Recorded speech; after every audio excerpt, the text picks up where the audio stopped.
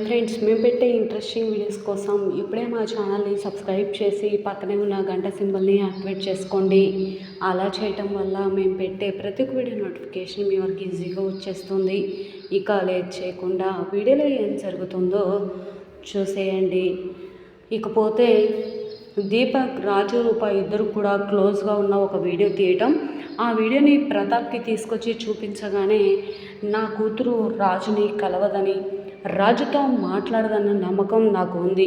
ఒకవేళ నువ్వు చూపించింది నిజమై నా కూతురు నిజంగా ఆ రాజుగాడితో మాట్లాడి తిరుగుతుందా అని తెలిసిన క్షణాన రూపని అస్సలు క్షమించను అని ప్రతాప్ ఈ విధంగా అంటూ ఉంటాడు. వెంటనే ఇక ప్రతాప్ ముందు రూపని పిలిచి ఈ విధంగా అడుగుతూ ఉంటాడు. అమ్మ రూప, ఇలా అడుగుతున్నానని నువ్వు తప్పుగా అపార్థం చేసుకోకు. ఈ రోజుల్లో గత కొన్ని రోజులుగా నువ్వు రాజును కలిసి మాట్లాడడం కానీ తనతో తిరగడం కానీ చేశావా అని అనగానే ఒక్కసారిగా రూప షాక్ అయిపోతుంది. వెంటనే దీపక్ ఇలా అంటూ ఉంటాడు.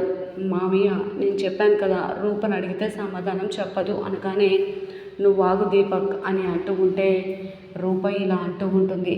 అది అని అంటూ ఉంటే దీపక్, నీ దగ్గర ఏదో ఆధారాలు ఉన్నాయని చెప్పావు కదా, ఆ ఆధారాలని చూపించు అనగానే సరే అని చెప్పేసి వీడియోని తీసుకొచ్చి చూపిస్తూ ఉంటాడు ప్రతాప్కి. ఆ వీడియోలో రూపారాజు ఇద్దరు కూడా క్లోజ్గా ఉండడం చూసిన ప్రతాప్ ఒక్కసారిగా షాక్ అయిపోతాడు. ఏంటి రూపా ఇది అనగానే నాన్న అది అని అంటూ ఉంటే, అంటే నువ్వు ఆ రాజుగాడిని ఇంకా మర్చిపోలేదా? నీ మనసులో ఇంకా వాడి ముద్ర వేసుకొని ఉన్నావా? నీ మెడలో ఉన్న తాళిని తెంచకుండా ఉన్నప్పుడే నాకు అర్థం చేసుకోలేకపోయాను. అంటే నీ మనసులో ఆ రాజుగాడు ఉన్నాడు. ఈ నాన్నని మోసం చేస్తూ నువ్వు వాడితో తిరుగుతున్నావు అంటేనే నేను ఎంత పిచ్చివాడినైపోయానో అర్థం చేసుకోవాలి. నా కళ్ళ ముందు ఉండొద్దు నువ్వు అని చెప్పేసి ప్రతాప్ అనగానే రూపయిక ప్రతాప్ కాళ్ళ మీద పడి ఇలా అంటూ ఉంటుంది. నాన్న, రాజు చాలా మంచివాడు నాన్న. రాజుని మీరు తప్పుగా అపార్థం చేసుకుంటున్నారు. రాజుకి పెళ్లి చేసుకోవడం అస్సలు ఇష్టం లేదు నాన్న. ఆ రోజు మీరు రాజుని బయటకు గెట్టేశారన్న కోపంతో మాత్రమే రాజు వాళ్ళ అమ్మ అలా రాజుకి మరొక పెళ్లి చేయాలని చూస్తుంది. అంతే తప్ప రాజు ఎప్పుడు కూడా ఎటువంటి తప్పు చేయలేదు నాన్న అని ఈ విధంగా రూప రాజు గురించి ప్రతాప్తో చెప్తూ ఉంటే ప్రతాప్ మాత్రం ఇలా అంటూ ఉంటాడు. నాకు ఎవరి గురించి చెప్పాల్సిన అవసరం లేదు, ఎవరి గురించి తెలుసుకోవాల్సిన అవసరం లేదు అనగానే రూప ఇలా అంటూ ఉంటుంది. ప్లీజ్ నాన్న, ఈ ఒక్కసారికి నా మాట వినండి. మీరు చెప్పినట్టే ఆ రోజు రాజు వెనక వెళ్లకుండా మీ వెనక ఎందుకు ఉన్నానో తెలుసా? ఆ రోజు రాజుతో వెళ్ళి ఉంటే మిమ్మల్ని ఎప్పటికీ కూడా నేను కలుసుకునేదాన్ని కాదు. కానీ అదే మీ దగ్గర ఉంటే రాజు మంచితనాన్ని మీకు చెప్పి రాజుని మిమ్మల్ని దగ్గర చేయొచ్చని మీతో పాటు ఉండిపోయాను. కానీ తెల్లారే తెలిసింది రాజు దుబాయ్కి వెళ్ళిపోయి ఇప్పుడు తిరిగి వచ్చే వరకు 2 సంవత్సరాల్లో రాజుతో ఏనాడు నేను మాట్లాడలేదు నాన్న. కానీ రాజు నా మనసులో అలానే ఉన్నాడు. నేను కూడా రాజు మనసులో అలానే ఉన్నాను నాన్న అని చెప్పి రూప అంటూ ఉంటే ప్రతాప్ ఇలా అంటూ ఉంటాడు. అయితే నన్ను ఏం చేయమంటావు? ఇప్పుడు అల్లుడు అని ముద్ర వేసుకొని వాడిని నేను అని అంటూ ఉంటే అలా మాట్లాడకండి నాన్న. మీరు రాజుని అసలు తప్పుగా అపార్థం చేసుకుంటున్నారు. ఎప్పుడు విజయానికి అత్త దీపక్ చెప్పిన మాటల్ని మీరు నమ్ముతున్నారు. నిన్న కాక మొన్న ముత్యాలని ఇక మందారాన్ని అడ్డు పెట్టుకొని దీపక్ బావ ఏం చేశాడో మీరు మర్చిపోయారా? రాజే 40 లక్షలు కట్టి మరీ మందారం కేసు నుంచి మందారాన్ని కాపాడి దీపక్ని స్టేషన్కి వెళ్లకుండా కాపాడాడు అని అంటూ ఉంటే ప్రతాప్ అలానే సైలెంట్గా ఉండిపోతాడు. వెంటనే ఇక ఈ విధంగా అంటూ ఉంటుంది విజయాంబిక. ఏంటి రూప, నువ్వు తప్పు చేసావని నా కొడుకు నిరూపించాడు.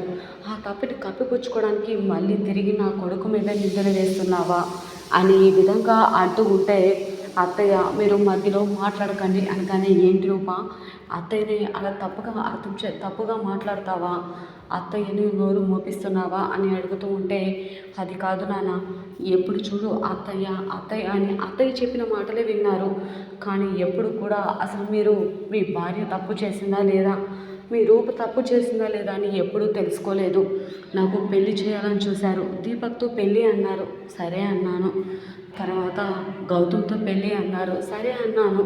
పరిస్థితులు చక్కదిద్దుకోలేక ఎప్పటికప్పుడు నా పెళ్ళి ఆగిపోతూ వచ్చింది తప్ప ఎప్పుడు కూడా మీ మాటకు ఎదురు చెప్పలేదు. కానీ నాకు తెలియకుండా నా ప్రమేయం లేకుండానే రాజు నా మెడలో తాళి కట్టాడు.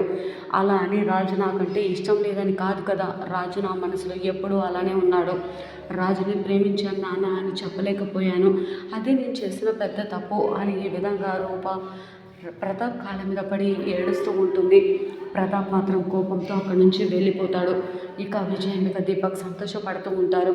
ఇక రూప ఈ రాజు గురించి ఆలోచిస్తూ ఉంటుంది. రాజు కూడా రూప గురించి ఆలోచిస్తూ ఉంటాడు. వెంటనే రూప రాజుకి ఫోన్ చేస్తుంది.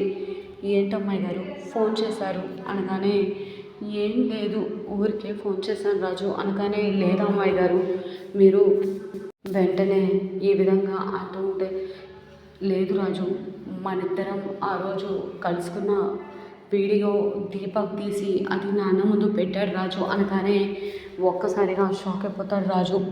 ఏంటమ్మాయి గారు మీరు అనేది, ఆ దీపక్ ఇంత దుర్మార్గానికి ఒడిగట్టాడా అనగానే, అవును రాజు నాన్నకి బాగా కోపం వచ్చింది అని రూప ఈ విధంగా ప్రతాప్ జరిగిన విషయాలన్నీ కూడా రాజుతో అన్నీ చెప్తూ ఉంటుంది. ఏం చేయాలో అర్థం కావట్లేదు అమ్మాయి గారు అని చెప్పి ఈ విధంగా రాజు బాధపడుతూ ఉంటాడు.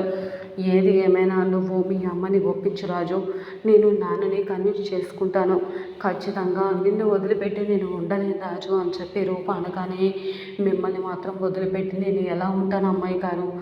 దుబాయ్లో 2 సంవత్సరాలు ఉన్నది మీకోసమే, కష్టపడి మిమ్మల్ని సంతోషంగా చూసుకోవాలని మాత్రమే. కానీ నేను ఇక్కడికి వచ్చే వరకు పరిస్థితులన్నీ కూడా ఇలా తారుమారవుతాయని అనుకోలేదు అని ఈ విధంగా అంటూ, ఎలాగైనా అమ్మతో మాట్లాడతాను అమ్మాయి గారు అని చెప్పి అంటూ ఉంటాడు. ఇకపోతే అప్పలనాయుడితో మాట్లాడుతూ ఉంటాడు రాజు.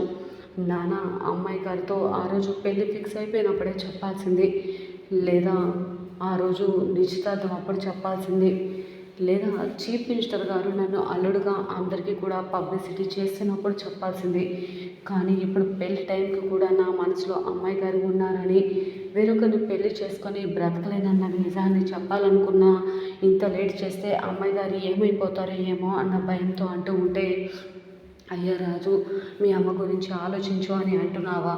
ఇంత తప్పు చేసినా నువ్వు అమ్మాయి గారిని వదిలిపెట్టొద్దు, సంతోషంగా ఉండండి అని ధైర్యంగా చెప్పాల్సిన నువ్వే అమ్మ గురించి భయం ఊరిపోస్తున్నావా నాన్న అని చెప్పి రాజు అడుగుతూ ఉంటే, అప్పలనాయుడుగా అంటూ ఉంటాడు, లేదయ్యా రాజు నువ్వు అమ్మాయి గారు సంతోషంగా కలిసి ఉంటే మొదటగా సంతోషించవలసిన వాడిని నేనే అని ఏ విధంగా అనగానే, అవునానా విరూపాక్ష అంటే గుర్తొచ్చింది, విరూపాక్ష అమ్మగారిని ఎవరో ప్రమాదంలో ఉంచారు. ఖచ్చితంగా ఆవిడ పెద్దకి ఫోన్ చేసి మాట్లాడాలని ట్రై చేశారంట. అమ్మాయి గారు ఫోన్ లిఫ్ట్ చేశారు. ఇద్దరం కూడా విరూపాక్షమ్మ గారి కోసం వెతికాము, కానీ ఎవరో వచ్చి కారులో ఎక్కించుకొని పోయారు అనగానే, అంటే విరూపాక్షమ్మ గారు పెద్దయ్య గారితో మాట్లాడాలని ట్రై చేశారు అంటే ఖచ్చితంగా మాట్లాడతారు, పరిష్కారం వెతుకుతారు, సమస్యలన్నీ చక్కదిద్దుతాయి. కానీ నువ్వు విరూపాక్షమ్మ గారు ఎక్కడ ఉన్నా సరే ఆవిడని ప్రాణాలతో కాపాడాలయ్యా అనగానే, సరే నాన్న నేను అది చూసుకుంటాను, కానీ ఈ పెళ్ళి కొంచెం దూరంగా ఉండేటట్లు పెళ్లి పనులన్నీ జరగకుండా ఆపండి, ఈలోపు అమ్మాయి గారు నేను ఏదో ఒక నిర్ణయం తీసుకుంటామని చెప్పగానే సరే అని చెప్పేసి అంటూ ఉంటాడు అప్పలనాయుడు.